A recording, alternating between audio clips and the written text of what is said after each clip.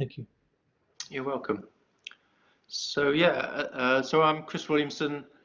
I'm going to talk about Weston Williamson and Partners and our mission to create civilized cities and what that means to us.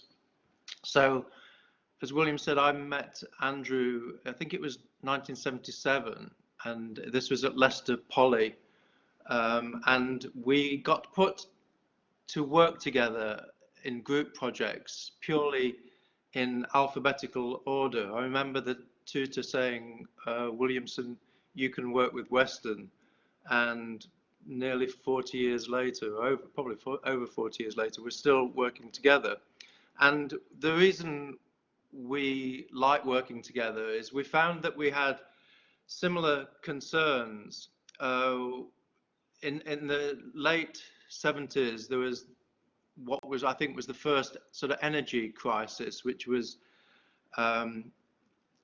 sort of because Saudi Arabia decided they would form a cartel with all the other oil producers and charge more for their oil. It suddenly dawned on the world that energy was a finite resource and we ought to do something about it. So, like every schoolboy that was sort of 12 or 13 when Neil Armstrong walked on the moon, we thought that technology was the answer to the energy crisis and to global warming. And if we're totally honest, probably still do. So Andrew won the glass and glazing competition for energy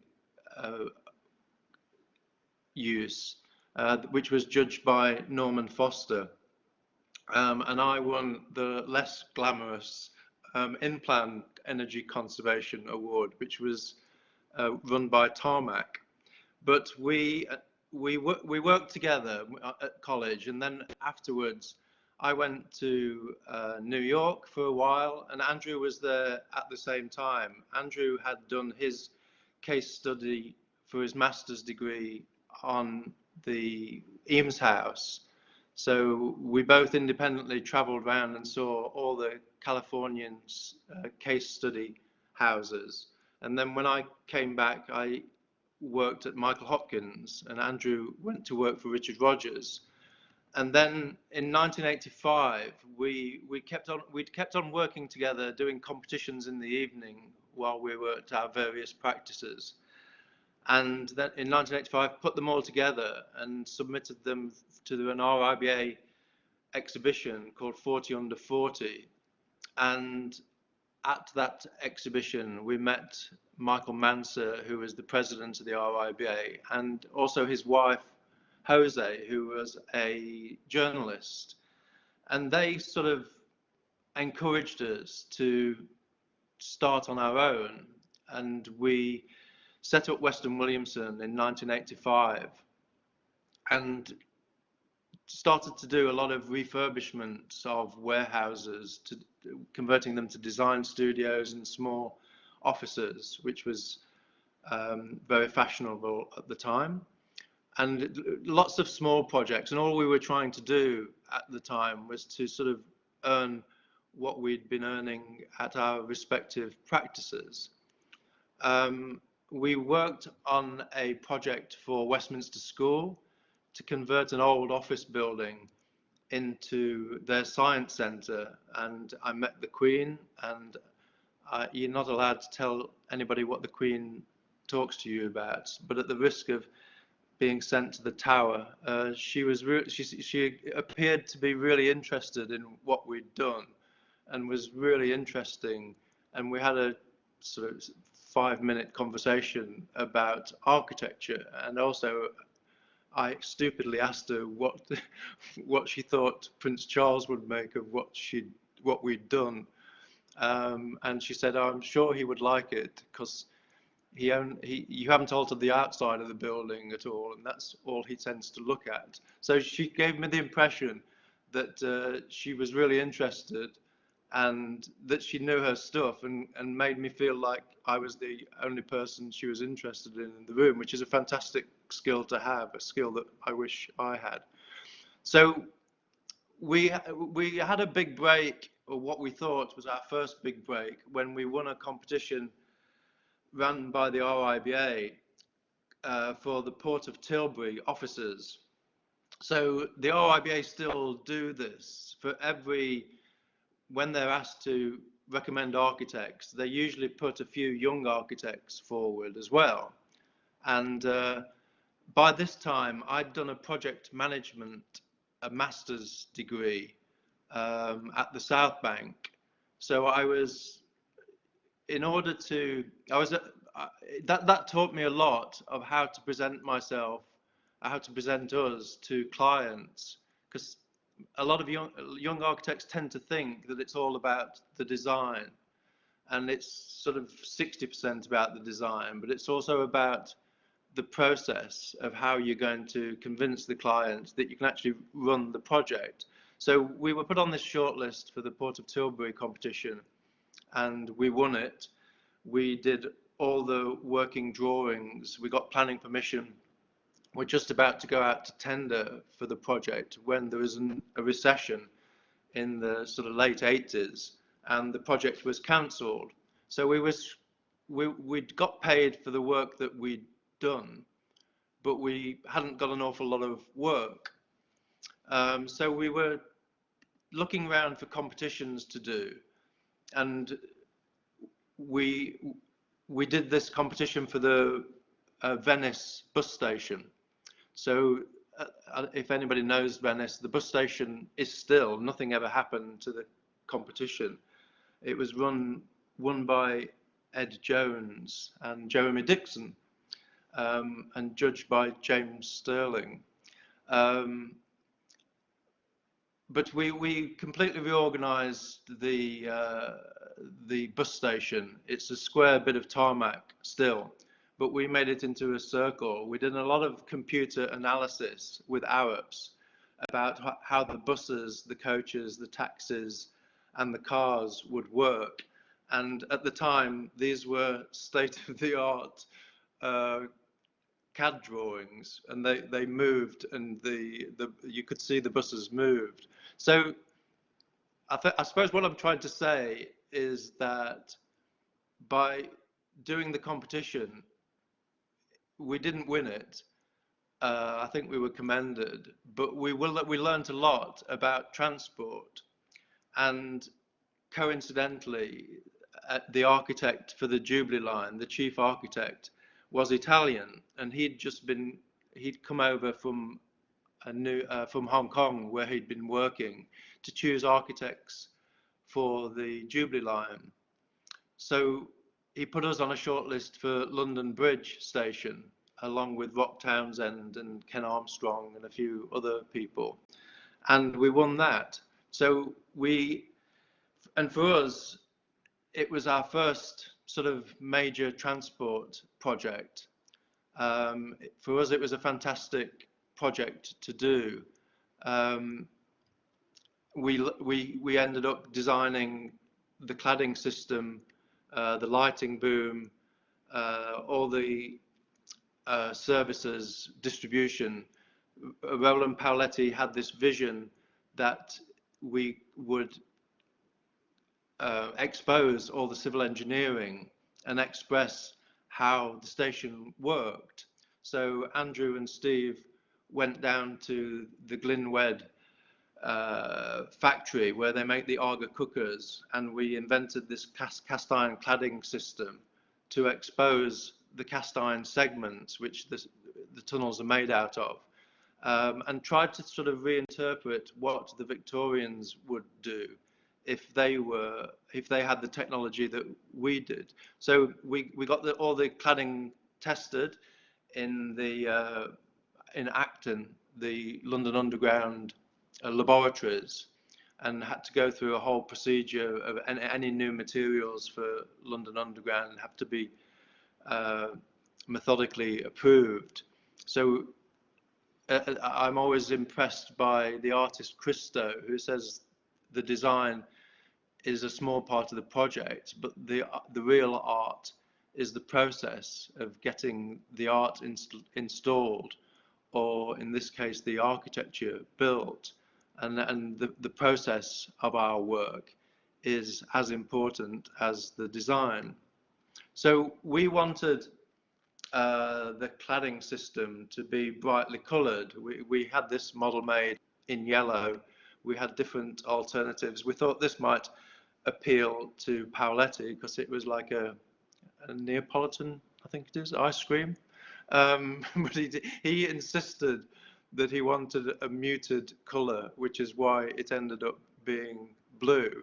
So there's lots of compromises involved in realizing a design as well.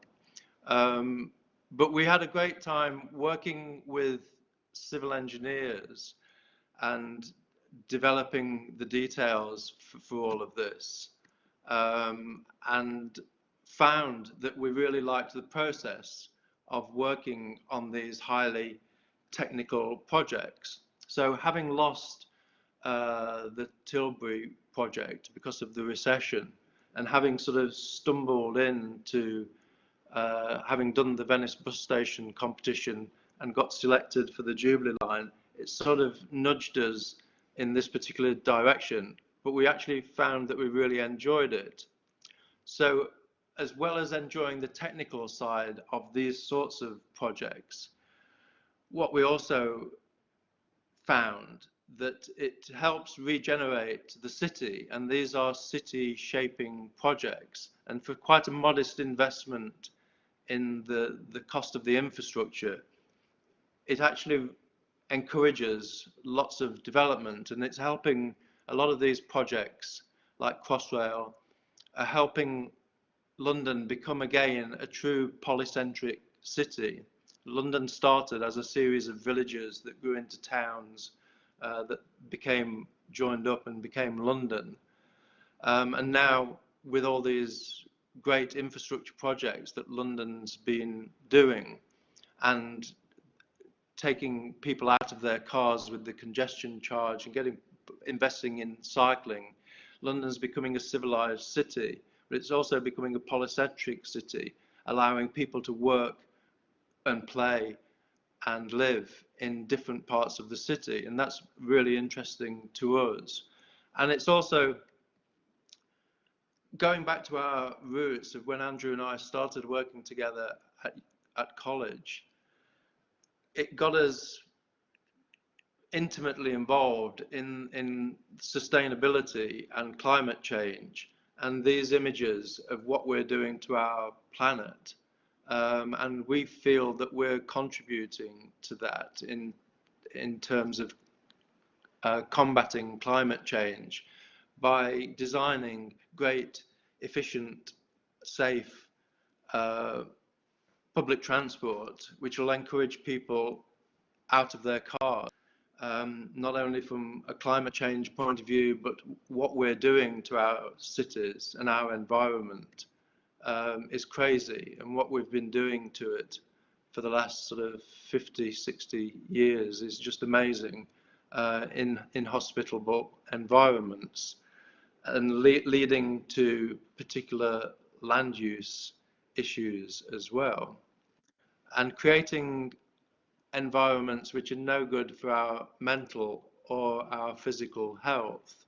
So that's what the main focus of our work is at Weston Williamson, and what we're really passionate about.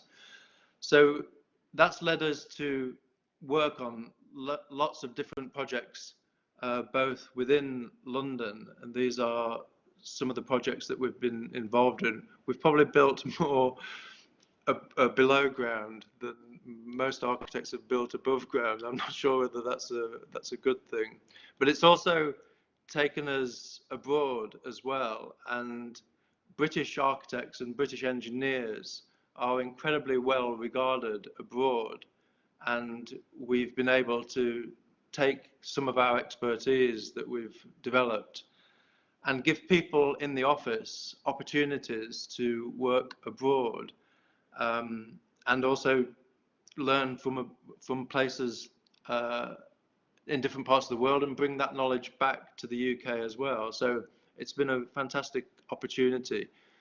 a lot of the engineers that we've worked with over the last 30 years, engineers tend to travel a lot more than architects, and they've been asking us to support them in different parts of the world.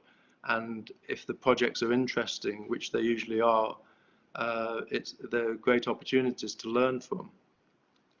But we also do different kinds of projects. We're best known probably for our infrastructure work, but this is a competition that we won just north of Boston in Massachusetts for a biotech building called New England Biolabs. We won it from over 300 entries, which was shortlisted to 5. And I think we won it because it was a very simple concept. Having judged lots of competitions myself, I know how important it is to get your ideas across simply. So the idea behind this is with all the scientists congregated in this street, which terraced down a hillside. So it was a social space where scientists could meet informally, and all the social spaces were off this street. And the laboratories and the offices either looked into the street or out onto the fantastic countryside around there. We've also done a lot of housing projects. This is in Jamaica Road for Southwark. And we do a lot of work in Southwark, which is the borough that our office is in.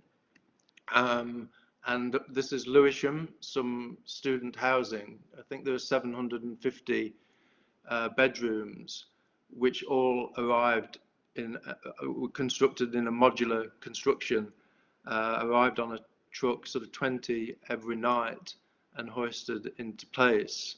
And this is Spa Road housing.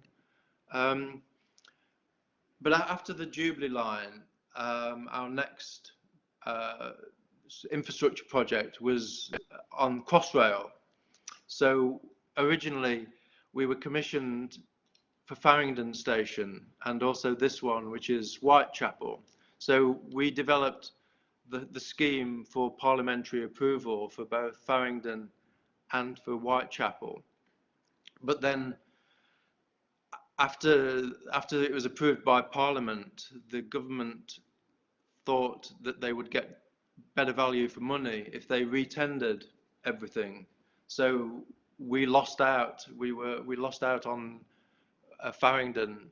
We bid with Mott MacDonald and lost it, but we won Paddington Station with Acom, or Scott Wilson as they were then. So I'm not sure whether they do get good value for money by constant retendering the projects, but we have that in all of our work. When I first became an architect, it was, you used to get appointed to do the job, as we did at Tilbury, or as we would have done at Tilbury. But these days, you tend to get commissioned for each stage of the project and have to retender a lot of the time. So, but at Paddington, we ended up working on the north, which is the left-hand side of this drawing, as you look at it, the north of the station, which we had to move the taxis from the right-hand side of the drawing to the north, so that the Crossrail station could be built. So the work we did on what was called the Paddington Integrated Project was moving the taxi rank, building a new London Underground station, and a new exit for Network Rail to encourage development, again a city shaping project, encouraging development along the Paddington Basin. And also above the station, above the new station for London Underground, there's an air rights building waiting to be built. So this was a fantastic project to work on for us because you're working with a Grade 1 listed building. Isabard Kingdom Brunel worked with Digby Wyatt and Owen Jones to incorporate art and architecture into the engineering, and that's very much our philosophy. The Victorian engineers used to design with a vision of what it was going to, of incorporating art and architecture, and we always try and do that and try and think of, you know, particularly in projects like this, what would Brunel do with the materials and the techniques that are available to him today. And this is, so there's a curved glass roof on these structural trees, and this is the new taxi rank, and on the right is Brunel's shed.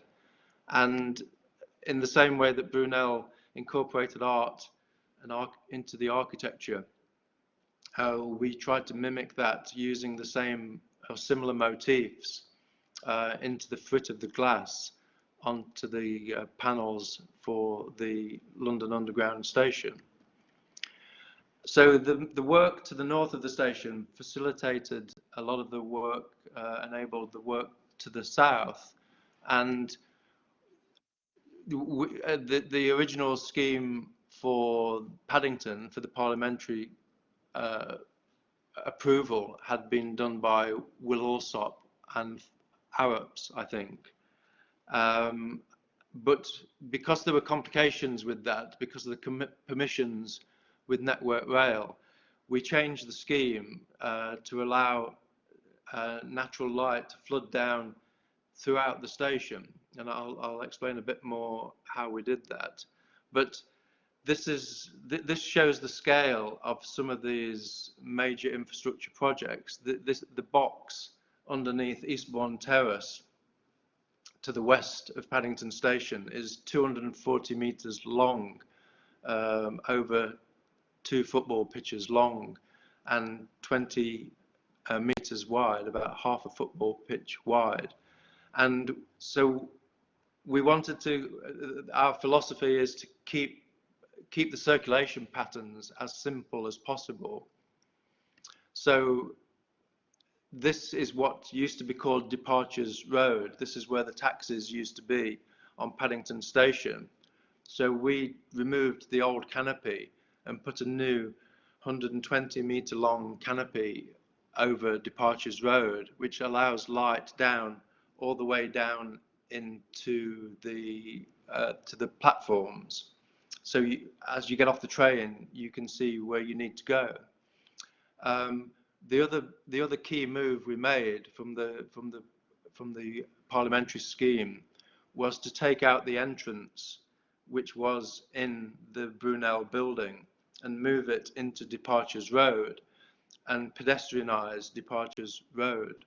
So you're creating a brand new urban space, which is going to be enlivened with shops and retail units and cafes, and bars, and creating a new public space for London. So as you get off the trains, you can see all the way up to that canopy, and this is from the concourse level, again with the canopy above you, and this is what the canopy looks like from above while it was being worked on. So we worked with an artist called Spencer Finch to develop a cloudscape. He came over from New York and was really enthusiastic about the clouds on his train journey from London to Bristol, and documented all the clouds and incorporated those within the lamination of the laminated glass. So it was quite relatively cheap to produce because the laminate just needed to be printed on. And the interesting thing was the collaboration and the design, again incorporating art within the architecture. So these are some construction shots which show the amazing spaces that are exposed as you travel up into this, what used to be Departures Road. And for us, the learning that we have from seeing these things built and working with engineers. This is the in situ ceiling panels that you see here were actually installed, laid on the ground, and then the ground dug out beneath it in what's called top-down construction. So the process, and the reason for that was that the tunnels could be run through the station while the work was being done from above. So for programming reasons, for cost reasons, working with the engineers to come up with this, what ends up as a really elegant solution. But there were really sound engineering principles behind them, which is the kind of problems that we like to solve. So this is again the concourse with the brick panels and the canopy to the left of the drawing, and the showing the simplicity of the circulation. So this is Spencer Finch from New York, and I've always found that artists are probably more commercially aware than most architects. They guard their ideas. This is Michael Craig Martin's work at Woolwich, and over the years learnt a lot from working with different people. I learnt as much in my 5 years at Michael Hopkins, working with Michael and people like Mark Sutcliffe, who's now a partner at Foster's, and Ian Showett, who's a partner at Pringle Showett. I learned a lot from the 5 years that I was at Michael Hopkins, probably more than I learnt at my 5 years at Leicester. And I think you will find that as you're always learning, and you might be thinking that you never want to do exam again. But I've actually done 2 master's degrees, one of project management in the 80s and one in urban design in the 90s. And from time to time, it's fantastic there are so many great courses in London, and there's such a lot to learn. So you're learning all the time from people that you're working with and on the projects that you're working, but also the consultants, the collaborators, learning a lot from everybody involved in the project. So the Michael Craig Martin artwork is at Woolwich DLR station, and we're also doing the Woolwich Crossrail station at the moment. So we're working on the first underground station to the east, to the west of London, which is Paddington, and the first underground station to the east, which is Woolwich. And the interesting thing about Woolwich is there wasn't going to be a station at Woolwich when it was first presented to Parliament. But the landowner, Berkeley Homes, petitioned Parliament to build a station there, and it was supported by the local authority. And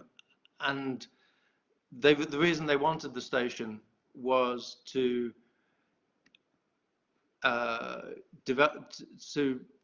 increase the quantity and the quality of the environment that they were building. So this is the ticket hall, and we've got natural light into the ticket hall with these skylights. But as you go through this bronze arch, there are fantastic urban spaces. So Berkeley Homes have made, so they commissioned us to design the box for the station, and then they built the box, and on the back of that they've increased the quality and the quantity of the flats, the restaurants, bars, cafes, urban space, and the commercial space that they've provided in Woolwich.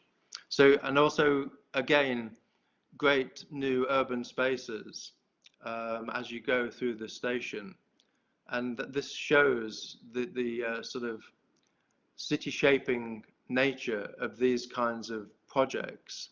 So the station is in the center of this blue circle, and again, for what is a lot of money, obviously, and the cost has increased, not, I don't think, because of the architecture, but because of the systems and the signalling and the complex interplay of the contracts for the various parts of the project.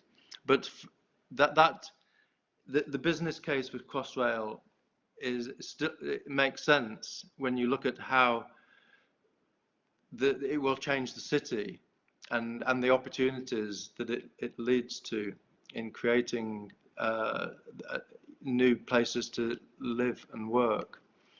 So this shows the sort of the traditional demand model of London, where without projects like Crossrail, which runs east-west, and this also the one on the right, the green TOD model, a transport-orientated development, shows the also factors in Crossrail 2, which runs north-south. So once you start adding in these infrastructure projects, it changes the nature of the city and gives more opportunities for a polycentric city. And so people don't have to travel into the city and the West End. It gives more opportunity. And that's been true on a more modest scale, where we've worked on the East London line, for example. So if anybody knows, you know, the Dalston Road, Dalston Station, Kingsland Road, Dalston Station is quite a modest station, but it's facilitated this new urban place for, again, about 750 flats and offices and shops, and the whole of the nature of the Kingsland Road has changed because of the infrastructure provision for the East London line, and most of it is on old Victorian infrastructure. So we also did Dalston Station and Hoxton Station, and the nature of the bars and the cafes and the retail units underneath the arches has really enlivened the whole of the east of the Kingsland Road. So we've been working on Crossrail 2 as well,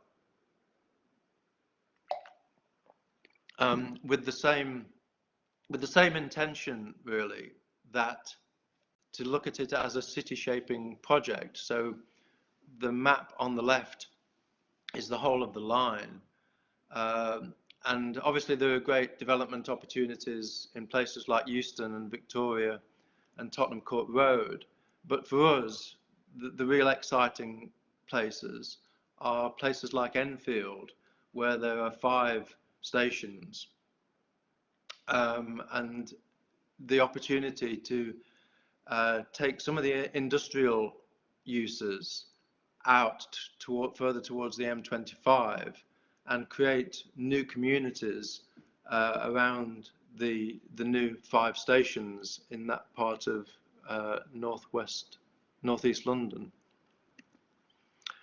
So, and this shows some of our work on those projects and looking at how the nature of the area could change. And for us, this is really exciting city shaping projects. The next one, which was going to go ahead before the lockdown, was the Old Kent Road, the Bakerloo line extension. So the Old Kent Road used to be the cheapest place on the monopoly board, but when the Bakerloo line is eventually extended, there are fantastic opportunities to create new communities, and we're involved with Southwark and hopefully involved with the project in order to help realize some of those projects. And this really shows. So when we first did the Jubilee Line project, it was seen very much as a transport project. And when we first started working on Old Oak Common for the new high-speed station at Old Oak Common, we were initially commissioned and told to work just within the red line of where the station was going to go. But it soon became clear that the station had to fit in with the new community which would grow up around it. So we started to look at how the routes around the station would integrate with the new possibilities, and the creation of sort of 90,000 new jobs in the area, and a new development corporation was formed, and starting to look at how the station within the red line, how you might incorporate that with an urban square outside of it, and start looking at how it would relate to that new community, and where the tall buildings might go, and looking at how this would help change the whole of that area around Old Oak Common. And we also still do a lot of competitions and also dream up our own projects. One of the things that Jose Mansa, I remember telling us back in 1985, she asked us where we saw ourselves in 5 years' time, and we said, well, it depends on the projects that we get. And she said, no, it doesn't. You know, as architects, you can dream up your own schemes, you can get them published, you can develop a reputation. And I've always believed that. I love the fact that architects used to write manifestos, and they used to tell everybody what their thoughts were about how the world should be. And recently we've tended to lose sight of that, and so we're passionate about trying to provoke discussion and look at new technologies, look at the exciting ways that transport is changing and the possibilities that it opens up. So right from an early point, one of the things that we did is when the penny dropped from what Jose Mansa was telling us, we dreamed up a scheme for a laboratory project I can't remember where. We just chose a site in Italy, and we entered it into the Royal Academy, and it got published, it got accepted, and it got written about in a magazine, and we actually got some paid work out of it for a company down in Cornwall, and a few other feasibility studies as well. So again, that project didn't go anywhere, but it got us a lot of publicity and generated a lot of interest. So one of the things when we started working in Australia and started traveling between Melbourne, Sydney, and Brisbane, we thought, we should look at a hyperloop project linking Perth, Adelaide, Brisbane, Melbourne, Sydney, because again, to get planes out of the sky in a very efficient, carbon neutral way of traveling. And interestingly, the first passenger rides first commission passenger rides have been taking place in America this week. So this was a proposal for a station next to Sydney Opera House, and this is the station next to Flinders Lane in Melbourne. And for us, these are really interesting ideas because it gets people thinking, if nothing else. And you know, I don't know. I used to love Tomorrow's World when I was a kid, and half the idea end up materializing.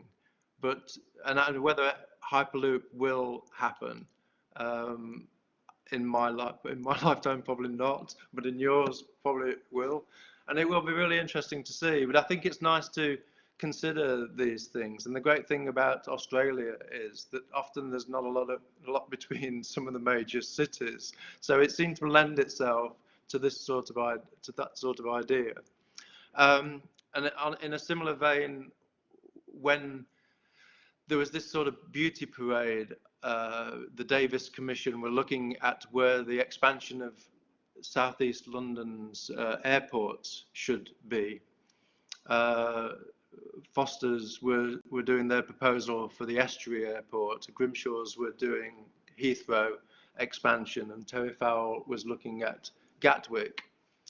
And I spent a lot of time cycling around Luton, and the reason is all of those three need a lot of infrastructure investment to make them work, whereas Luton has, at the bottom of this drawing, has the M1 and the West Coast Main Line, and at the top of the drawing has the A1 and the East Coast Main Line, and Luton Airport sits between them, and we've just spent several £billion upgrading the West Coast Main Line and the East Coast Main Line. So we were putting a link between the two and developing Luton Airport, and a venture capitalist saw it and started working with us to develop the scheme, and lots of people thought it was a great idea, apart from Luton Airport, who just wanted to continue with their small airport and not get embroiled in a national inquiry into developing a new international airport. But I think it's important to sort of push ideas and also envisage what kind of a new airport in the countryside would look like, and developing new ideas. And this is another example in Manhattan. So we have what we call a regular Friday ideas. When we used to be in the studio, everybody got together on a Friday to develop ideas for the city, and this is one project that came out of this. So I worked in New York for a while, and whenever I go back, I'm appalled at how dominated it is by the car, and you're always waiting to cross the road, or either on a bike or walking. And it struck me that if you pedestrianize the whole of Broadway from top to bottom of Manhattan, you'd have one street which would be an oasis from cars, and have a shared surface, have automated vehicles, have bikes, but have really nice pedestrian spaces. So you could walk from one end of Manhattan to the other with just crossing points of cars, but the pedestrians would be given priority.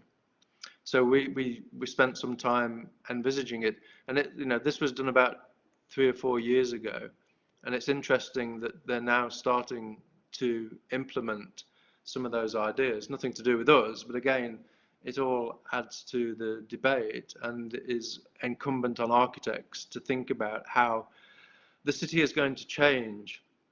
And on a more modest way, we looked at cycling in London, and how you could incorporate within the bollards.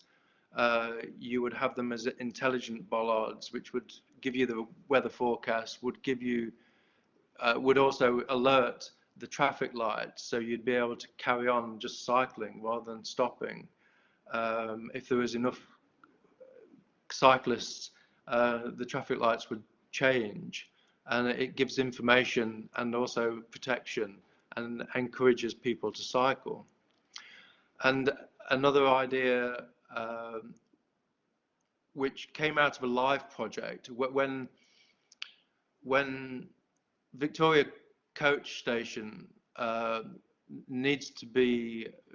might need to be taken as a work site for the Crossrail project at Victoria. So there was a move to look at where it should move to, and we were asked to look at moving the coach station to Paddington. We thought, well, why are all these coaches coming into London in the first place? We're just spending all this money on Crossrail. These coaches are coming from Prague or Budapest or Oxford or Newcastle. Not everybody wants to go to Paddington. Not everybody wants to go to Victoria. If you took them to Heathrow and another coach station at Stratford, people could get onto Crossrail and go wherever they want to go, as they do if you're bringing them into Paddington anyway. They carry on with an onward journey. We may as well stop them at the edges of the M25 and allow people to make that interchange then. Then we don't have all those hundreds of coaches coming through central London. We also have a very, I think, efficient way of working. Projects, people always say that design isn't a process. You know, you never know when you're going to be inspired, and while that's true, you do need to have some sort of process, particularly working on the kinds of projects that we are. So we try and stick to a process, and that gives you some rigidity in the way that you're thinking about the project. And although you might be going back at various times and re-examining it, and we also think it's important to get people involved in the scheme. We believe strongly in collaboration and getting people together so that everybody has an opinion about the whole of the project. So this is a system called elemental optioneering, where we look at different aspects of the scheme, but the people involved, everybody's involved in the whole process. And it's amazing how the right solution emerges if you've got a process for encouraging that sort of collaboration. This is another example of how we've looked at new technologies. So I read in, I think it was New Scientist, that a company called ThyssenKrupp had developed this lift that could move horizontally as well as vertically. It was pulled by electromagnets, and it means that the lift shafts don't have to be as big, because you can have several lifts going to different destinations in the same lift core. So we thought it would be really interesting, both for our underground work, but also looking at how it would lead to new typologies. So Manhattan is largely, and Chicago, largely attributed to the lift, the invention of the lift, and so a particular building type developed because of new technology. So with this, you would be able to get out of the tube train below ground, press a button, and actually go horizontally and vertically to whichever vertical tower you wanted to get to.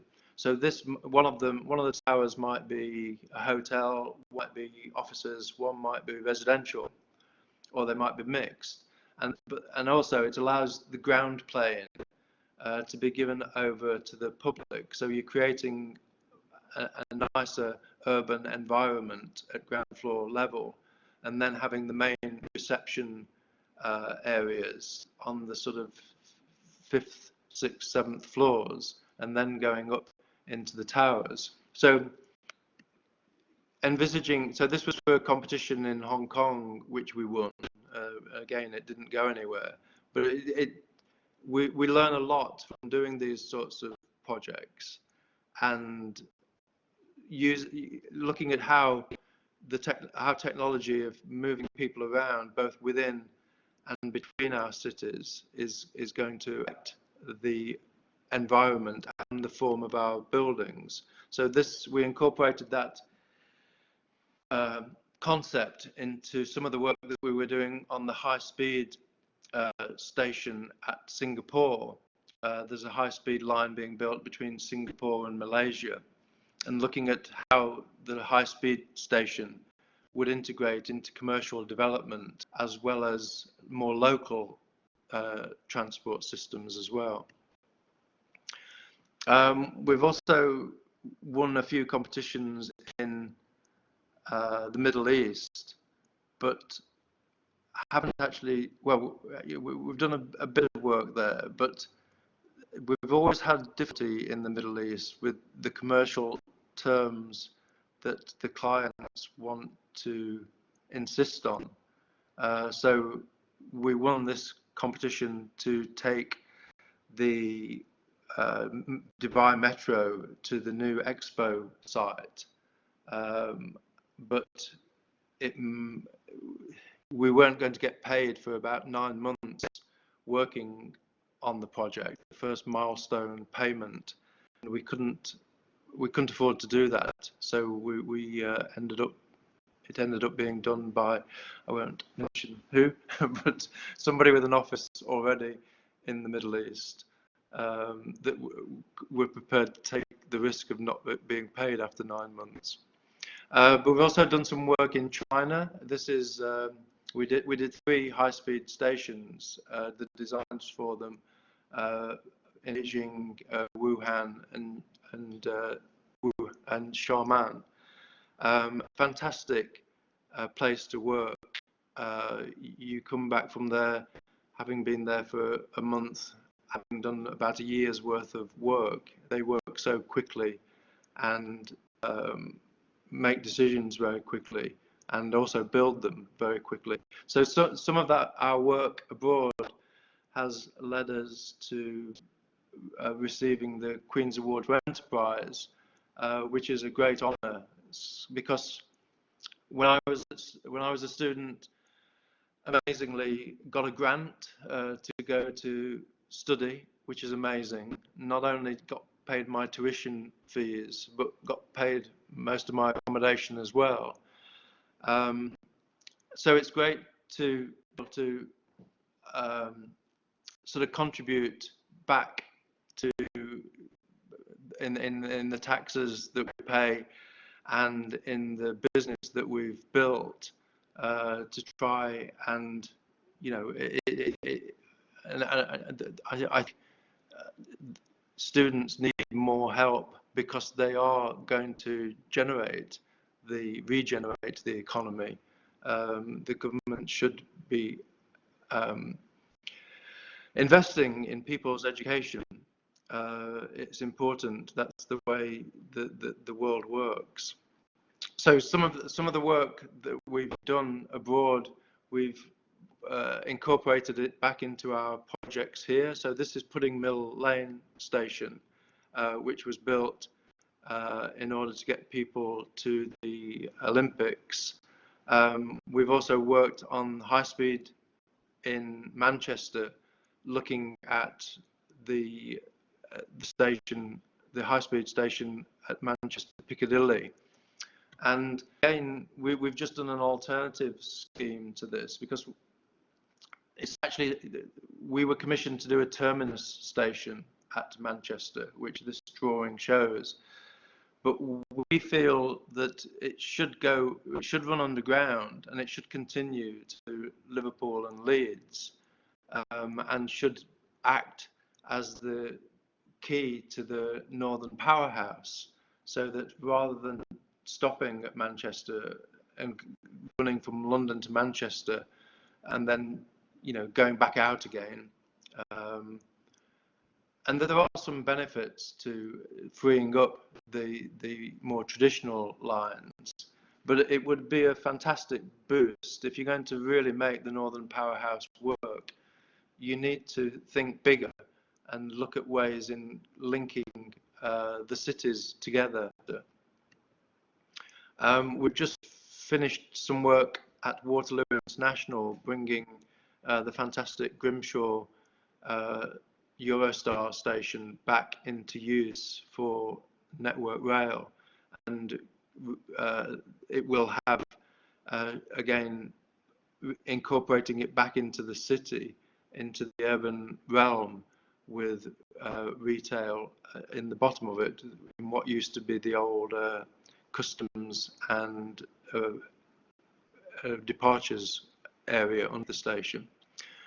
This is Barking Riverside, which is again another city shaping project in what used to be the poorest borough, or one of the poorest boroughs in London, which will be an amazing addition and will regenerate this part of the East End of London, and again give people choice of where to live and work. We're doing work in Australia. We started looking at the Sydney Metro and put forward ideas to look at how the station's integrated better within the urban environment. So this is at Martin Place, then having the entrance on Elizabeth Street, which is a 2-metre wide trafficked street, to bring the entrance out onto Martin Place. And similarly at Waterloo Station in Sydney, looking at how that would integrate into new affordable housing and commercial space, and regenerate that part of the city. And at the moment we've got about 35 people working on the Melbourne Metro. So half of them have gone out from the UK, and we're doing this in a joint venture with Hassel and with Richard Rogers. And again, it's a fantastic city shaping project with 5 new stations, a new metro running underneath Melbourne.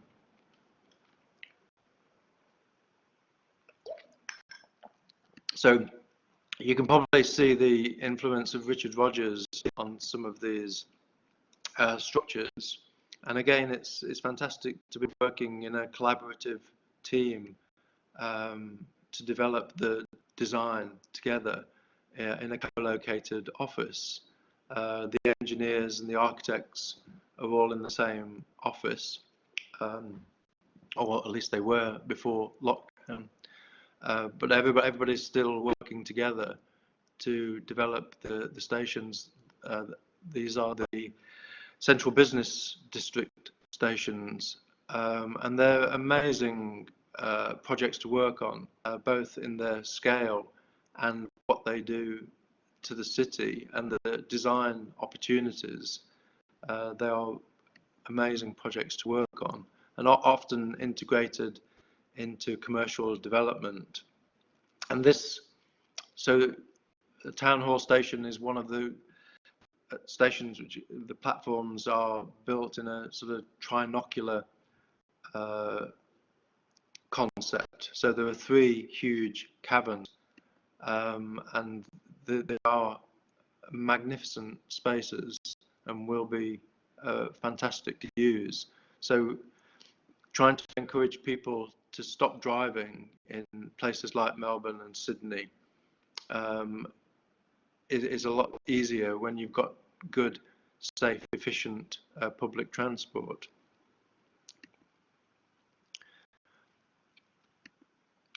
And this is one of our people, Paul. So Paul was a student in Dublin, and he was working with us in London for about 5 years, and he's been in Melbourne now for about 4 years.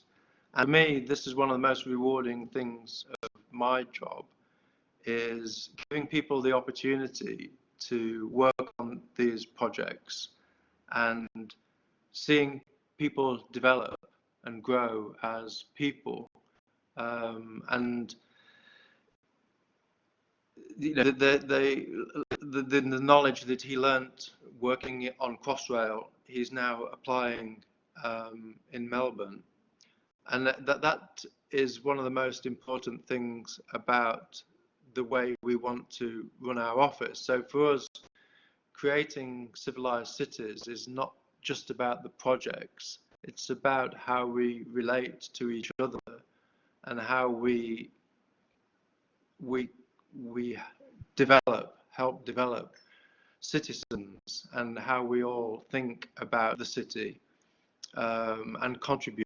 So we have, this is one of our Friday idea sessions, and the way that we work together and respect each other. And I think I would have probably still have stayed at Michael Hopkins if I'd have thought that there was a good career path.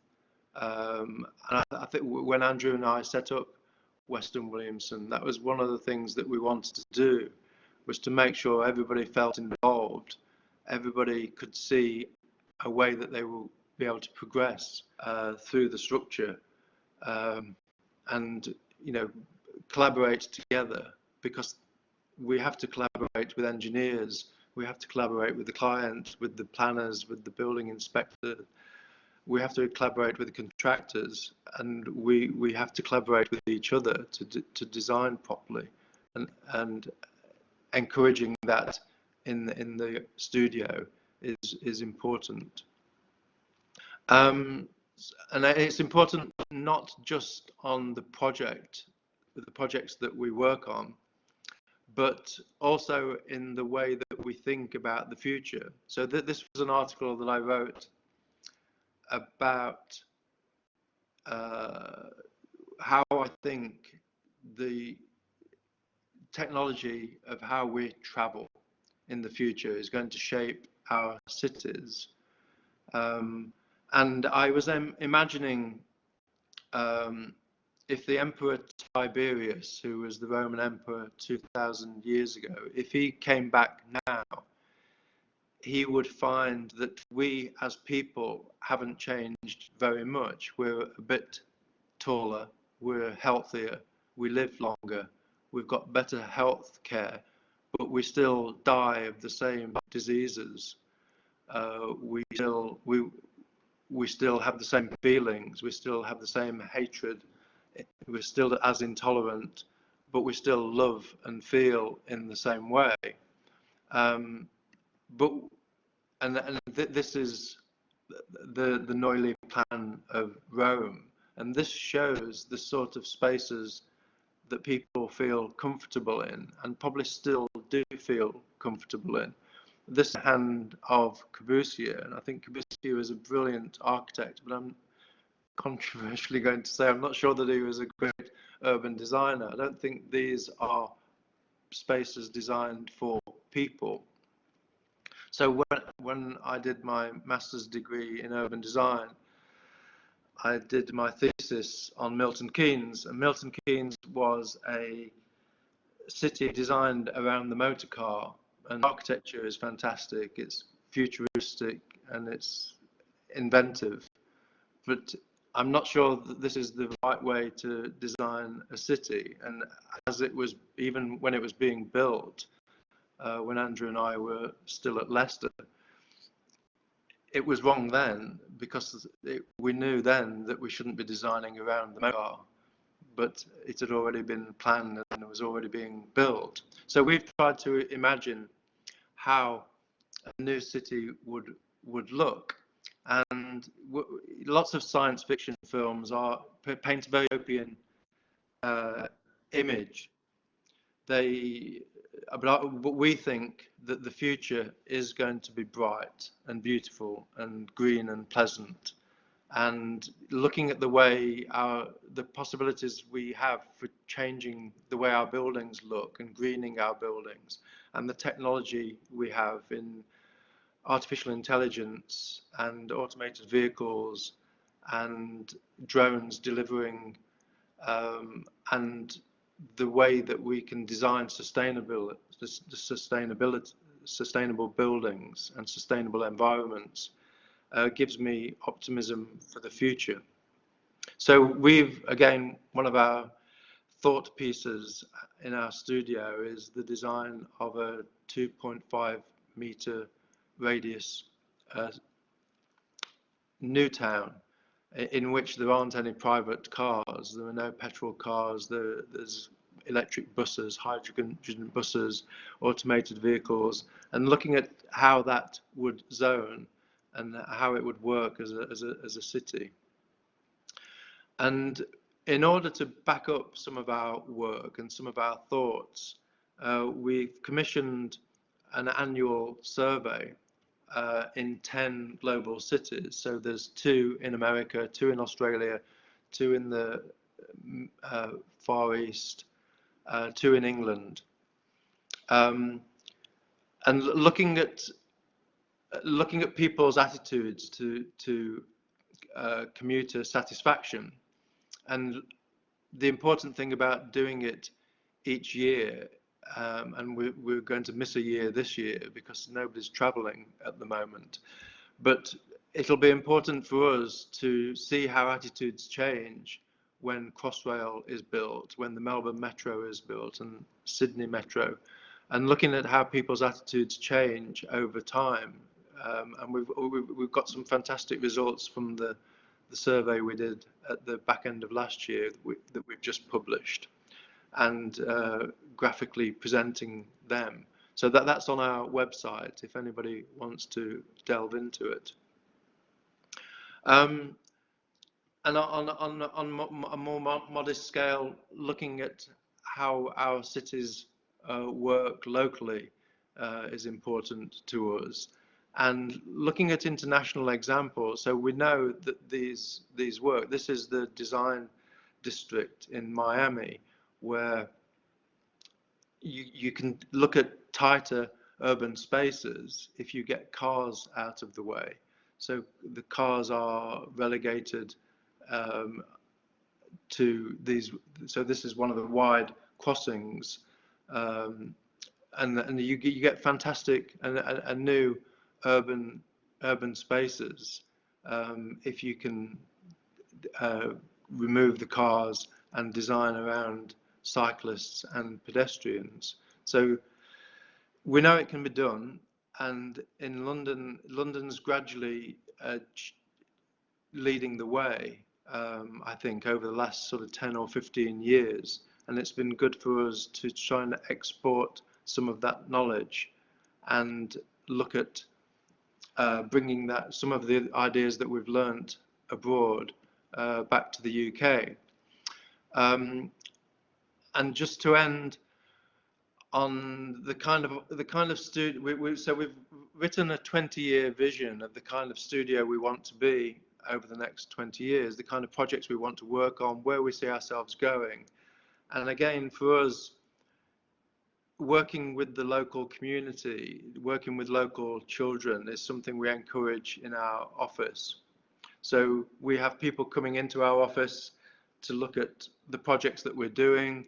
And again, this is important for me because I recognize myself in some of the kids that come in when they don't know anything about architecture when they come in, but they know a lot more about it when they leave. And the possibilities that there are and how you go about the steps along the way is really important for us to contribute to. And we're doing sort of community projects at home, but also abroad as well. At the moment, we're working on a project. This is one that we finished last year in Cambodia. This is Phil Breeze, our managing director, a managing partner in the middle. And we had 8 people out in Cambodia working on this school project, and going back to see it and seeing the kids in their new environment is an amazing thing to do. So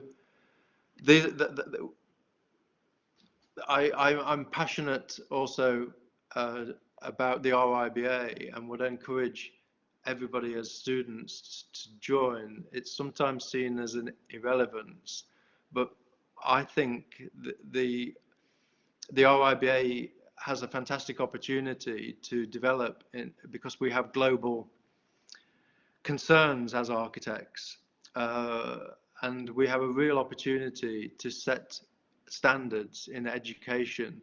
And if we can get the RIBA seen as more of a qualification rather than a gentleman's club, we could convince our clients, convince politicians, convince everyone that if you choose an RIBA architect, you choose the best in the world, because we would have great continual lifelong learning, which I'm passionate about, because you always have to, particularly these days, technology changes so much.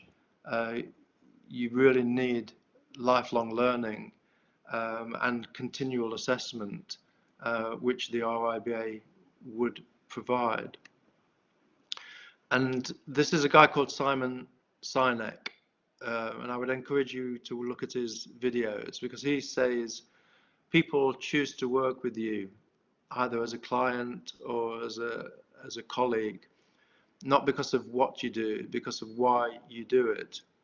And you've got to be passionate about what you do. So we're passionate about working in a collaborative team.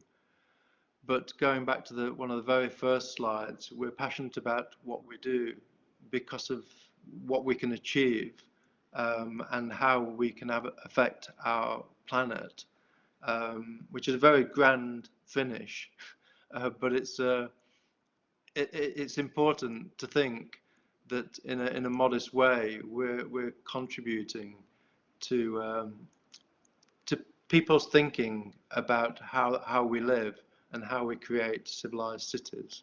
Thank you. Thank you so much, Chris. That was terrific. Really, totally fascinating talk, and we've got lots of great questions. If you're up for a few questions. Yeah, sure. Great. Okay. I'll just see if I can. If you stop sharing, then we could see you, I think. Yeah. So it was The little this one. Yeah.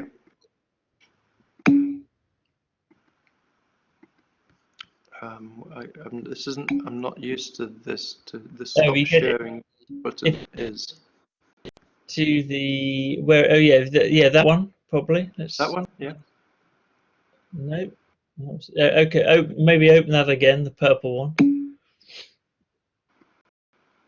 And then close collaborative panel. Yeah, go to that one there. Yeah. It should give you the option. Where's stop? Or maybe if I go to. Yes, there you go. No, it's that little button on the right. Yeah. Okay. Thank you very much. Okay, so look, we've got a whole variety of interesting questions here. And the first one is a little bit well, it's not off topic, but it's an interesting question. But and then actually it's Nick Hill Burwell, but he also then goes on to talk, there's lots of other good questions, but he just asked, what are your views on the decreasing self-sufficiency in terms of food production in the UK, as we import nearly 80% of it? Also, what do you think would be the future of food production in the UK, which is a key part of sustaining civilized cities? So maybe not what you've been particularly talking about, but it's not a question I was expecting. But I mean, I think I can understand the importance of it, because I mean, when I was a kid, everything was much more seasonable. I spent a lot of my time on my 3 uncles' allotments, and we used to grow our own food, and there used to be a lot more focus on sustainability, self-sustainability, Hmm. And you know, we live in a time now when you can get strawberries all around the year, and there's obviously something nice about that. But when I was young, you used to only have the food that was available at that time, uh, and most of it was grown in the UK. Uh, I don't know which is right and which is wrong. From a sustainability point of view, we obviously have to be more local, but it's very difficult to lower people's expectations, and somehow we have to get the balance right of giving people the choices, but also making it more sustainable.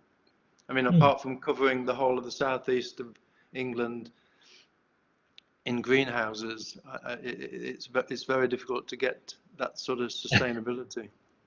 Yeah, they've done a bit of that in Thanet. They There's have. another great question.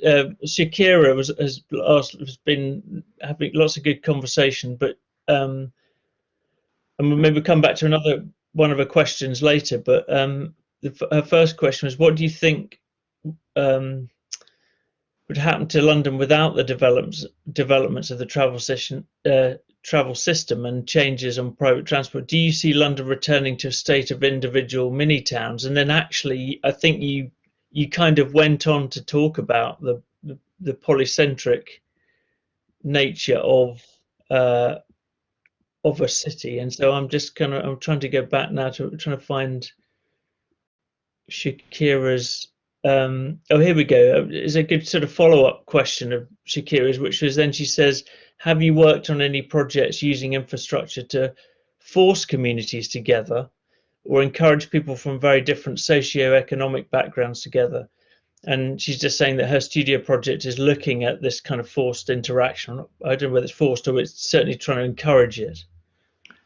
Yeah, I think that's a really good question because I mean, it's not just the provision of infrastructure, but it's a lot of the construction industry can be quite confrontational in the way that we go about uh, either developers proposing solutions for sites, and you know, wherever I've lived and wherever I've worked, I've always got involved in the local community groups. Uh, and I think that we always try and work with the local communities, get people together in making those decisions. And but but our clients like Transport for London and Network Rail and some of the developers often try and develop the ideas and then present them to the local community rather than involving them. And we're always trying to encourage them to get people involved throughout the process and share the ownership of the ideas. Um, I think it can be a very confrontational industry to work in. We try our best to try and sidestep that. Yeah, we had it was interesting. We had a question from Ali, which was just before you talked about the Hyperloop project, so he said this may be a more general question, but as a transport-oriented designer, what are your opinions on the Hyperloop, and do you think it could be a risk for urban people as for urban living as people may move away from cities? And then you actually talked about your kind of hypothetical theoretical project, which was so that was kind of amazing timing. But do you think Yeah. when you So, well, the great thing about the Hyperloop to me is, you know, whether it's just how quickly it will be developed, I don't know. But because it's in a vacuum tube, you only need to push it and keep it as a vacuum, and it's very energy efficient. So as a fast alternative to an aeroplane, which seems to be much more sustainable. The air routes between Melbourne and Sydney are some of the busiest in the world. So if you can develop a system that's fast and allows people to travel efficiently, it seems to be a good idea. And it just so happened that Melbourne, you could bring it to, when we looked at it, you could bring it into the city centre. But if it was on the outskirts of London, say, you could then have local connections into it. So it just seems like a good thing to sort of keep pushing away at, because it affects people's thinking. And if high speed 2 is sort of 20, 30 years away, it's a good thing to sort of keep pushing away at, because you have to consider the new technologies. You can't keep designing around old inefficient technologies, and so we need to be forward thinking about where the new airports should be in looking and new in the light of new technologies that are becoming available. So it has an effect on lots of things, not just high speed rail, but also on our airports. Sure. So we've got to be open-minded in that way. I mean, and look, Scott's got a question, which is, one is how many people in your office, more or less, and is it a multidisciplinary office? I mean, there are other people other than architects working with you there and then, or do you just work with other consultants?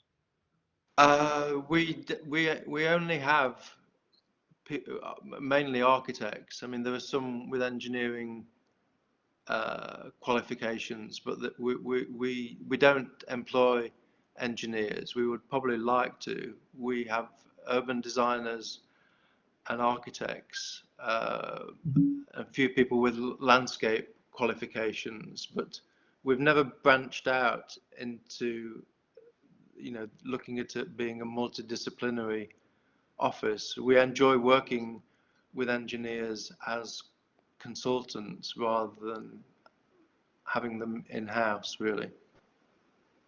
Okay, great. There's a question from Lavinia. So most projects are in a fairly modern countries and urban landscapes. Have you had experience in places where there are a lot of impediments regarding the creating space for a station, i.e. knocking down existing buildings due to historically sensitive elements and underground monuments and architecture, dense areas, Naples, Rome, ... in brackets. So no, we haven't. I mean, obviously, I mean, in metropolitan built-up areas, the stations are generally, the news stations are generally underground. So there's a lot of thought goes into where the entrances should be, and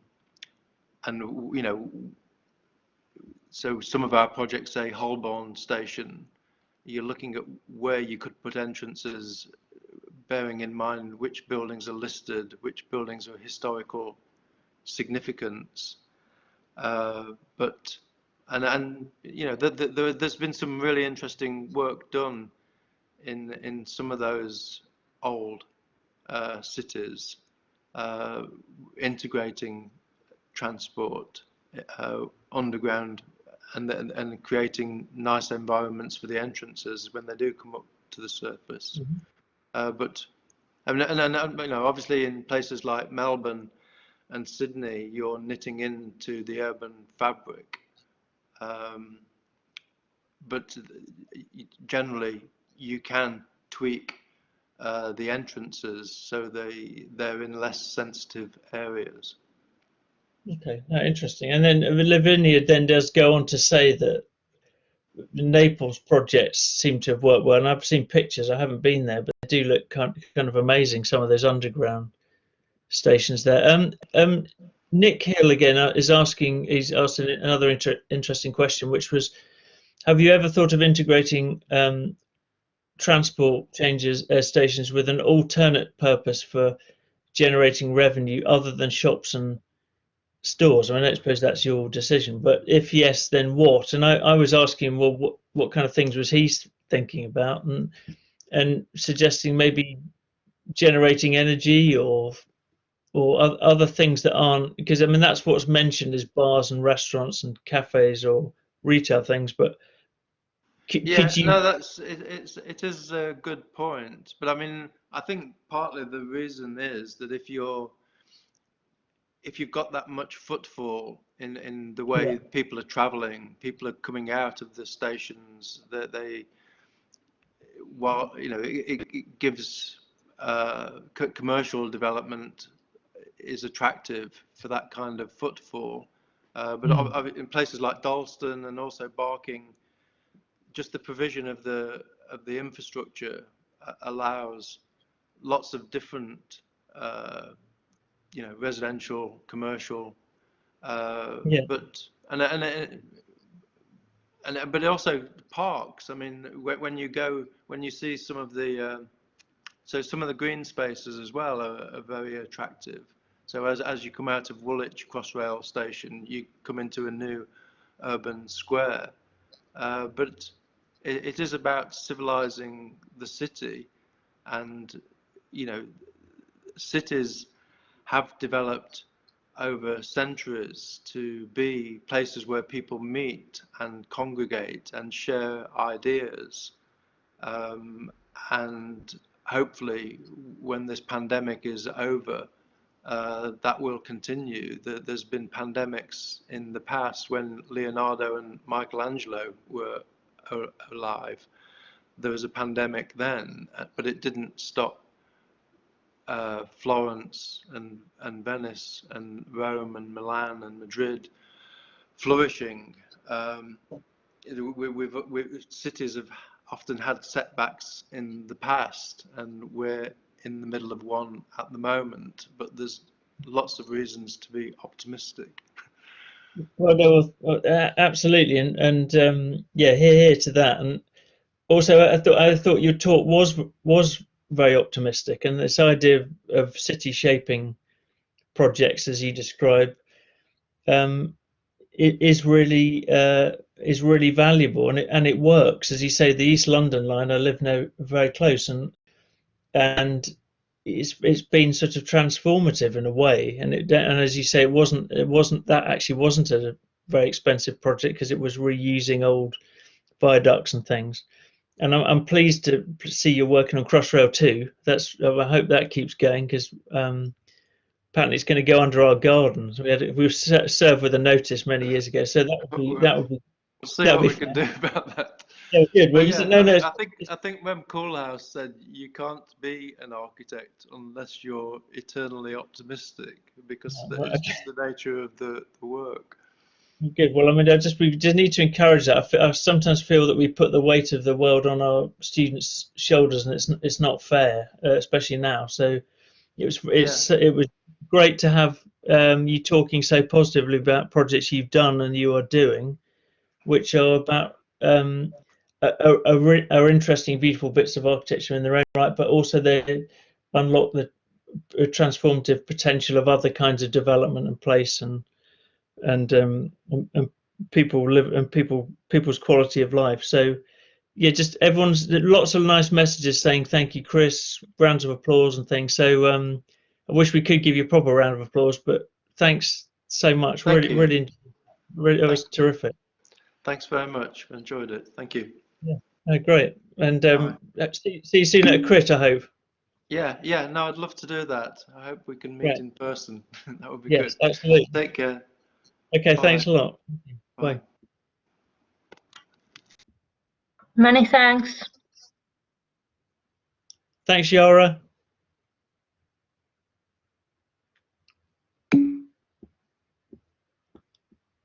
Positively polycentric, absolutely, Pete.